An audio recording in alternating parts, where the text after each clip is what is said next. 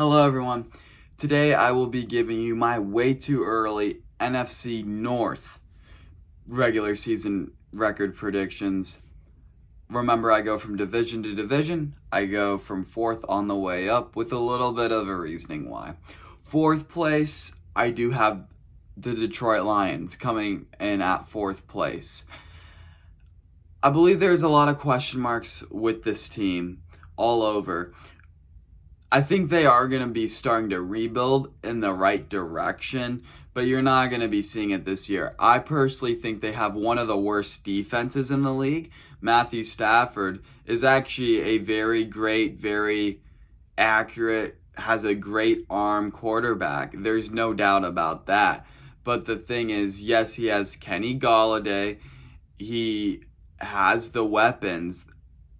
I don't see them making much improvement just because I believe their defense is one of the worst. Jeff Okuda is going to help, but he's a rookie. And then they got DeAndre Swift. That's good. Once they start, but I believe this is going to take more than a season to get to the Lions back where they want to be. I have them falling to 4-12. Third place is the Chicago Bears.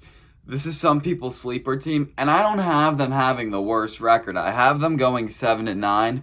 Once we know the QB situation for sure, it sounds like they're going to start off with Mitchell Trubisky, even though it's hard for us to predict, and then maybe go with Nick Foles. But I believe once we know their situation definitely, that'll be better. They didn't do nothing really much changed with this team, if I'm actually being honest. Nothing went crazy over the offseason. It kind of just stayed the same, which is good, but also in a way bad because they didn't really improve a crazy amount.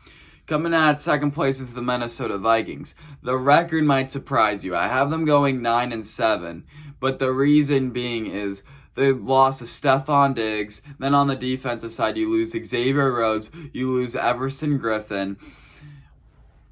I actually like Kirk Cousins. I believe you can argue he's a top 10 quarterback in the league. I'm one that actually does not hate on the guy. Justin Jefferson, they drafted. That's really good. But he's already their number 2 wide receiver. Adam Thielen's going to have a great season, but also he's going to have very hard coverage on him. Dalvin Cook, great running back. But I think their defense really took a step down. Their defense is still not bad. I'm not saying that their defense is bad at all, because I still think they can make plays, and they're definitely going to be tough to beat in the Dome. I don't question that. But they just lost too many pieces for me to really say they have a realistic shot at the postseason and possibly a high contender. I don't see that this season coming for them. Number 1, I got the Green Bay Packers. I have them going 11-5. It's a little bit of a dip off from the 13-3 season. And they, in the offseason, got a little bit of offensive line to protect Aaron Rodgers. But the biggest storyline, obviously, is in the first round, the Green Bay Packers decided to select with they traded up from the 30th pick to the 26th overall pick to draft Jordan Love, and that sent everybody to go crazy when they did that, and rightfully so. I understand the point. Me as a Packers fan, I was not the biggest fan of it neither.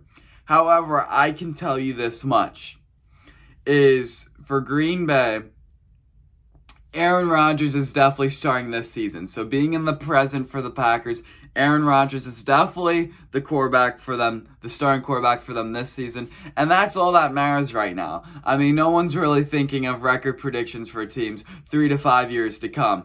People are just thinking right now. And right now, I can tell you, Aaron Rodgers is definitely the starting quarterback.